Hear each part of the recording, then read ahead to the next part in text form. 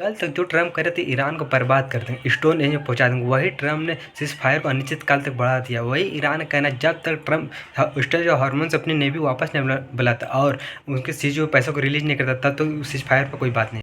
Iran के साथ कोई डील नहीं की जाएगी, सिर्फ और सिर्फ अनकंडीशनल सरेंडर होगा ईरान का। 6 मार्च को जब डोनाल्ड ट्रंप ये पोस्ट लिख रहे थे, तब शायद उन्हें भी अंदाजा नहीं था कि सिर्फ कुछ ही हफ्तों के अंदर अंदर अमेरिका के लिए बाजी पूरी तरीके से पलट जाएगी। जो यूएस प्रेसिडेंट जंग शुरू होने के एक हफ्ते के अंदर अंदर ईरान से अनकंडीशनल सरेंडर की मांग कर रहे थे, आज वही डोनाल्ड ट्रंप ईरान के साथ किसी भी कीमत पर एक ठीक ठाक सा पीस डील साइन करना चाहते हैं। जो डोनाल्ड ट्रंप दुनिया के दूसरे लीडर्स का मजाक बनाया करते थे कि उन्हें डील करना नहीं आता, आज खुद ही ईरान से डील नहीं कर पा रहे हैं। दूसरों को यू हैव नो कार्ड्स बोलने वाला इंसान आज खुद ही बिना किसी कार्ड्स के नजर आ रहा है। सवाल है, आखिर क्या हो गया है पिछले 8 हफ्तों में कि अमेरिका के पास ईरान के शर्तें मानने के अलावा और कोई चारा बचा नहीं है?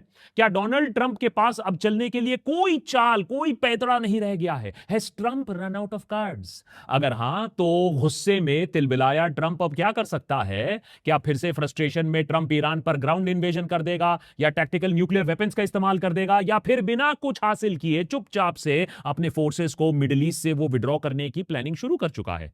ईरान के लिए भी कब तक ना बात करना संभव है, और भारत इस पूरे मुद्दे में बुरे तरीके से फंस कैसे गया है, इस सब के बारे में डिटेल में आज बात करेंगे देशभक्त के स्पेशल एपिसोड में। ईरान के नेगोशिएशन टेबल पर आने के लिए एक बड़ी शर्त थी, और वो था कि इजराइल का लेबनान के ऊपर जो बमबारी चल रही है उसे बंद किया जाए। पहले ट्रंप ने यह शर्त मान भी ली थी, फिर लगता है ट्रंप के पोपो नेतन्याहू ने उनको डांट लगा दी और उन्होंने यह शर्त को मानने से मना कर दिया।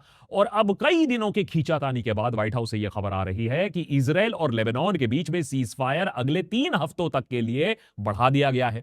व्हाइट हाउस में टॉप यूएस ऑफिशियल्स की मौजूदगी में हुई इस बैठक में इजराइल और लेबनान दोनों देशों के ऑनवॉयज मौजूद थे। हालांकि ईरान बैक्ड हिजबुल्लाह ग्रुप का कोई भी शख्स इस मीटिंग में नहीं था। अब सवाल यह है कि इजराइल का जो जंग है वो तो हिजबुल्लाह के खिलाफ है, तो सीज फायर बिना हिजबुल्लाह के पार्टिसिपेशन के हो सकता है या नहीं?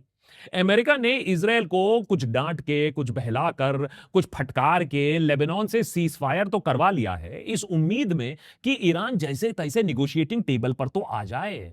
लेकिन ईरान अभी भी